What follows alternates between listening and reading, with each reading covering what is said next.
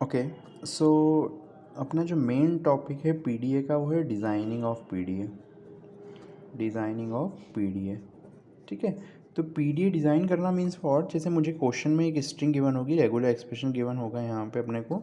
जैसे क्वेश्चन बोला a⁴n b⁴n, और इसका क्या करना हो, पीडीए डिज़ाइन करके बताओ।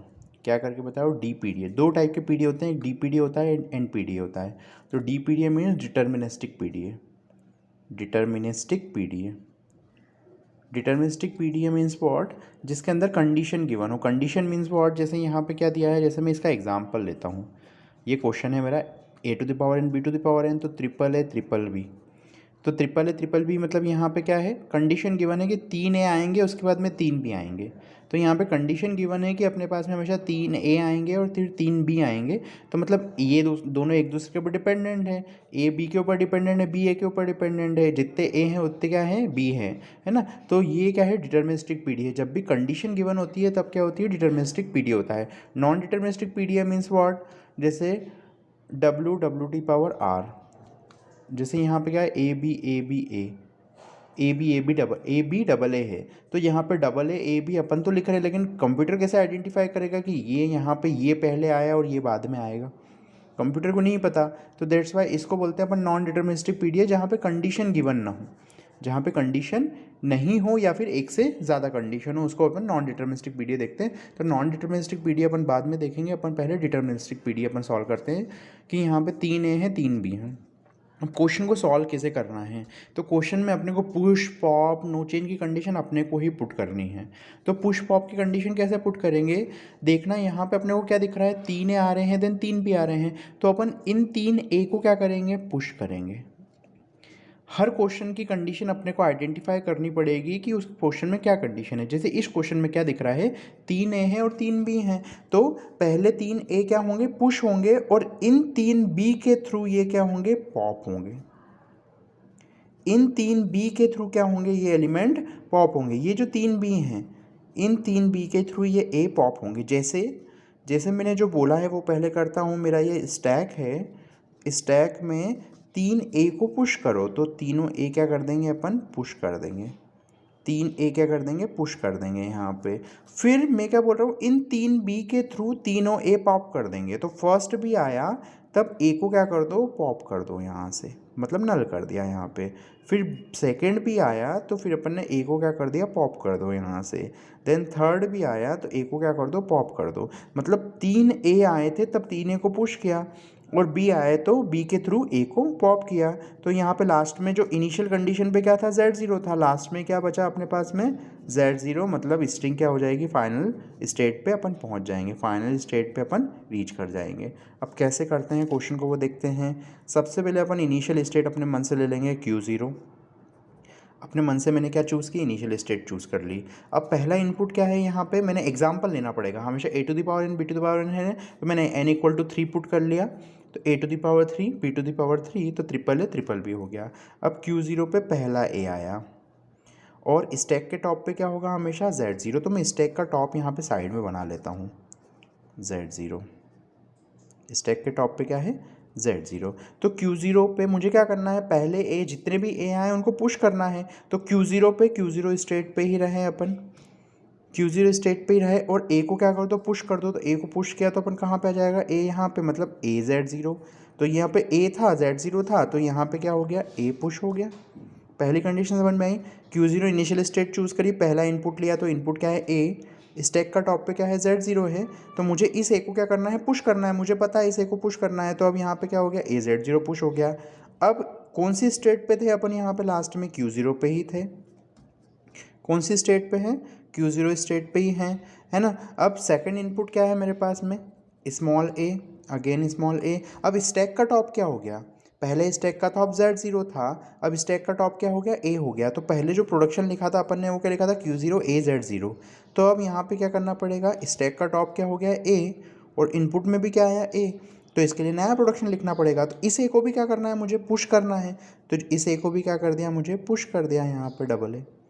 ये देखो ये वाला ए यहाँ पे पुश कर दिया, मतलब यहाँ पे ए आ गया। अब थर्ड सिंबल आया, कौन से स्टेट पे? अभी भी अपन Q0 पे, Q0 पे फिर थर्ड ए आया, थर्ड ए आया Q0 पे, थर्ड ए आया, स्टैक के टॉप पे क्या है? ए है, मतलब इसी प्रोडक्शन से काम हो जाएगा अपना।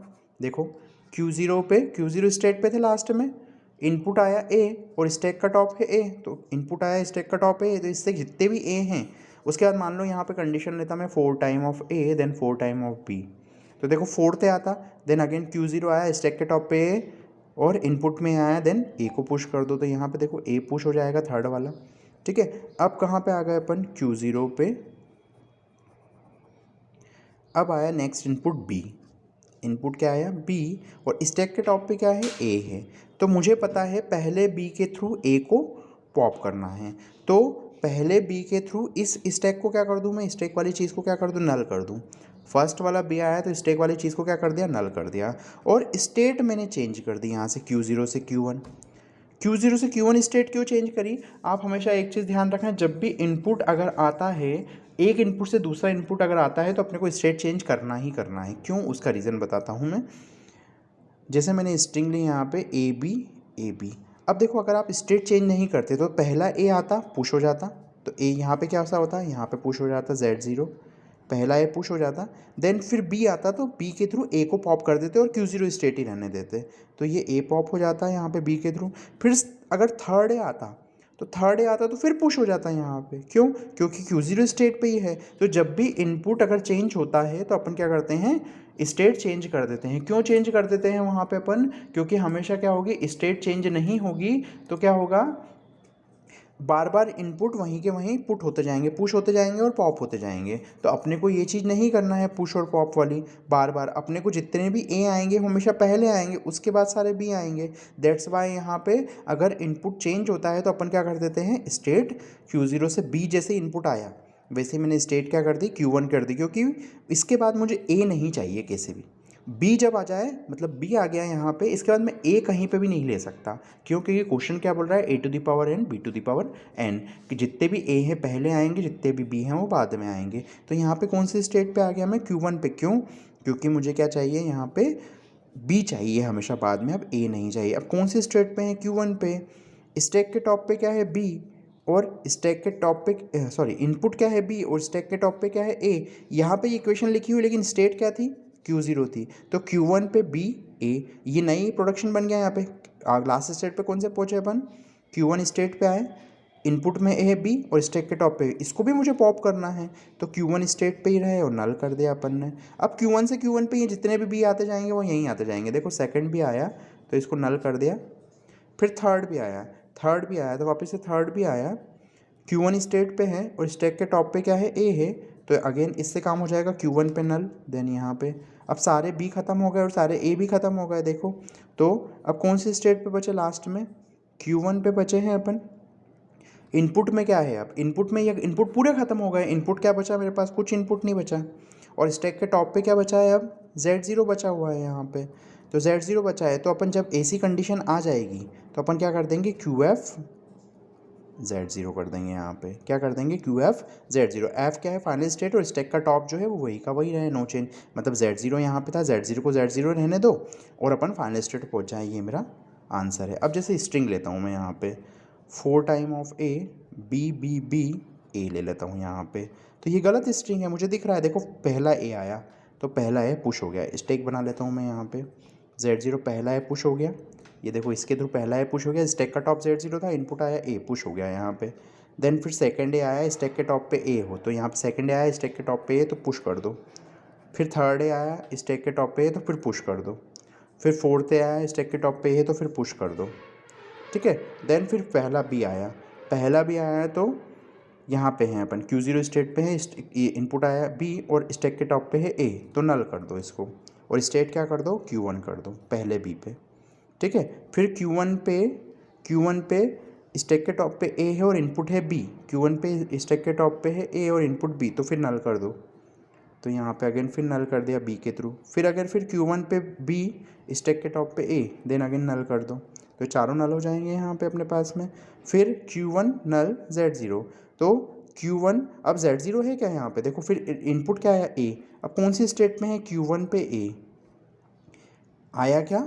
अब देखो ये चारों बी हो गए, अब उसके बाद क्या आया इनपुट ए, तो Q1 पे इनपुट आया ए और स्टैक के टॉप पे क्या है, स्टैक के टॉप पे Z0। ऐसा प्रोडक्शन लिखा है क्या अपने पास क्वेश्चन में, Q1 A Z0, तो देखो Q1 A Z0 कहीं पे नहीं है, मतलब ये स्ट्रिंग क्या है, रिजेक्टेड है। देखो स्ट्रिंग क्या थी, 4 time of A 4 time of B then फिर A था, तो ये इस स्ट्रिंग को सेटिस्फाई कर रही है क्या यहाँ पे, A to the power n B to the power n को नहीं सेटिस्फाई कर रही, तो ये A नहीं आना चाहिए था यहाँ पे। अगर यहीं पे क्वेश्चन खत्म हो जाता 4 टाइम ऑफ B पे, तो B पे यहाँ पे क्या हो जाता नल और Z0, तो Q1 नल Z0 लिखा हुआ है QF Z0, बट यहाँ पे क्या लिखा है A, तो इनपुट में A है, Q1 स्टेट पे और स्टेक का टॉप क्या है Z0, तो ऐसा कोई प्रोडक्शन लिखा है क्या अपन ने, यहाँ पे नहीं लिखा, तो मतलब ये स्ट्रिंग क्या है, रिजेक्टेड है। स्ट्रिंग क्या है, ये रिजेक्टेड है ये वाली, ठीक है।